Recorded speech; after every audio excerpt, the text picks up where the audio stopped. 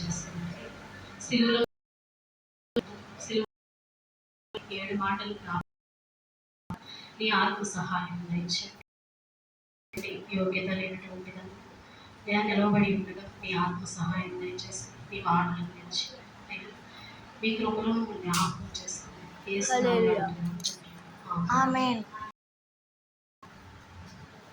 యేసు ప్రభు వారి సిలువలో కలిగిన 5వ మాట వద్ద 19వ అధ్యాయం 28వ వచనం. వాటి తరువాత సమస్తమును అప్పటికి సమాప్తమైనదని యేసు ఎరిగి లేఖనము నెరవేరినట్లు తప్పికొచ్చున్నాను. లేఖనాలు నెరవేరడానికి యేసు ప్రభు వారు తప్పికొచ్చున్నానని చెప్పేసి పలకడం జరిగిందండి. అసలు లేఖనాలు అంటే ఆయన పుట్టుక నుంచి ఆయన మరణం వరకు ఎన్నో లేఖనాలు, ఎన్నో ప్రవచనాలు చెప్పబడ్డాయి. అవన్నీ నెరవేర్చడానికి యేసు ప్రభు వారు వచ్చారు. అవన్నీ నెరవేర్చారు.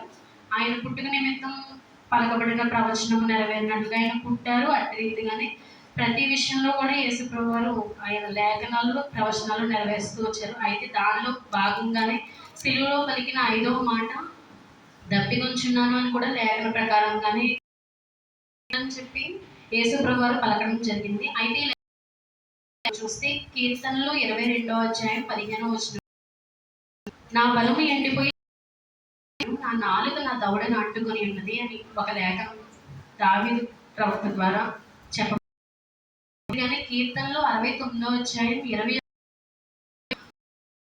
ఆహారం త్రాగనిచ్చిరి అని మనం చూస్తామండి.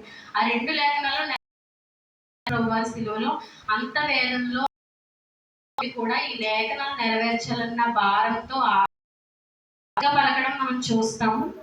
అయితే రెండోదిగా చూసినప్పుడు కూడా అది శారీరకమైన దాహంగా కూడా మనము ఆలోచించవచ్చు. ఎందుకంటే గతించిన రాత్రికాల సమయంలో గెస్సెమనే తోటలో ఆయన పట్టబడినప్పటి నుంచి ఏ విధంగా అయితే శ్రమ పడ్డారో చేస్తే గెస్సెమనే తోట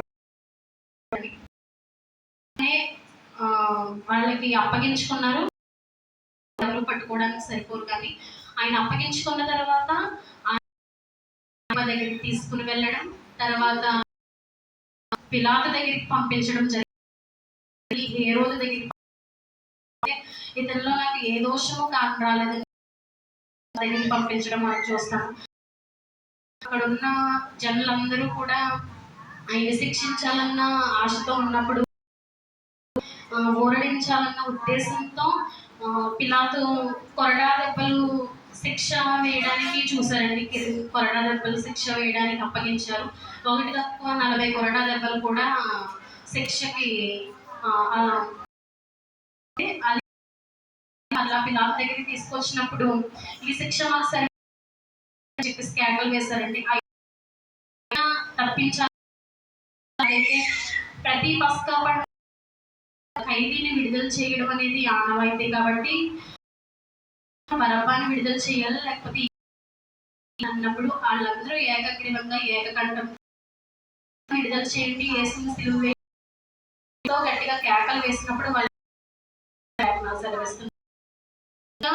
పిలాతు కూడా ఈయన రక్తం లేదు అనుకుని సిలువకి అప్పగించడం మనం చూస్తాము. అప్పటి నుంచి మొదలుకొని ఆ రాత్రికాల సమయం అంతా తీర్పు గురించి, అన్యాయంగా తీర్పు ఆయన్ని యెరూషలేము వీధుల్లో ఎంతగానో దూషించినట్లుగా మనం దూషించారు. చాలా విధాలుగా ఇది చేశారండి. అదంతా మనం చూస్తాము. వరకు కూడా ఆయన పయనించడం మనం తర్వాత ఆకాశానికి మీద వేలాడుతూ గంటల నుంచి మధ్యాహ్నం 3 గంటల వరకు కూడా యేసు ప్రభు వారి సిలువ మీద వరకు కూడా మన కొరకే రక్తం కార్చి మనం చూస్తాము. ఇందులో 5వ మాటగా ఆయన మాట్లాడడం, శ్రమ సహించి రక్తం దాహం వేస్తుందండి. పరిపూర్ణ మానవుడిగా మనం చూస్తున్నాము. అది అన్ని ఎవరికన్నా చాలా నీరసం, అలసట, దాహం వేస్తుంది. అటువంటిది అంతా అలా ఎంతో ఇదిగా అవుతున్నప్పుడు ఆయనకి చాలా దాహం వేస్తుంది. అయితే చాలా బాధపడ్డారు. దాహంతో ఉన్నట్లుగా మనం చూస్తాము. ప్లస్ ఇంకొకటి ఏంటంటే ఆయన ఇంకొక రకమైనట్లుగా మనం చూస్తాం. ఎంతలా లేఖనాల్లో ఉన్నట్లుగా పాత నిబంధనలో ఎంతో మంది దాహాన్ని తీర్చడం ఏంటి అని మనం చూస్తే, ఎవరెవరు దాహాన్ని తీర్చాడని చెప్పేసి చూస్తే, కీర్తనలు 78వ అధ్యాయం 20వ వచనంలో ఉంటుంది. ఆయన బండను కొట్టగా నీళ్లు కాలువలై పారెను అని చెప్పి బైబిల్ సెలవిస్తుంది. 1 కొరింథీ 10వ అధ్యాయం 4వ వచనంలో ఉంటుంది. అందుకు ఆత్మ సంబంధమైన ఒకే పానం చేసి ఎలయనగా తమను వెంబడించిన ఆత్మ సంబంధమైన బండలోని త్రాగిరి ఉంది.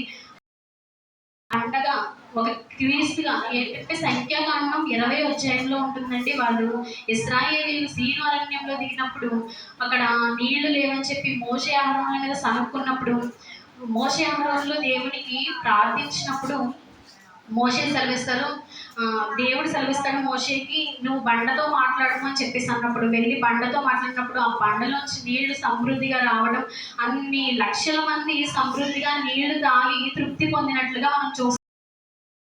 ఆ బండ క్రీస్తు సెలవిస్తారు. లక్షల వారు సమయంలో దాహం కూడా తీర్చినట్లుగా 7వ వచనంలో సుగార్ అనే ప్రాంతంలో ఒక బావి దగ్గర ఆయన అలసిపోయి కూర్చున్నట్లుగా మనం చూస్తాం. అంటే ఆయన కూడా మనకి దాహంతో అక్కడికి వచ్చినట్టు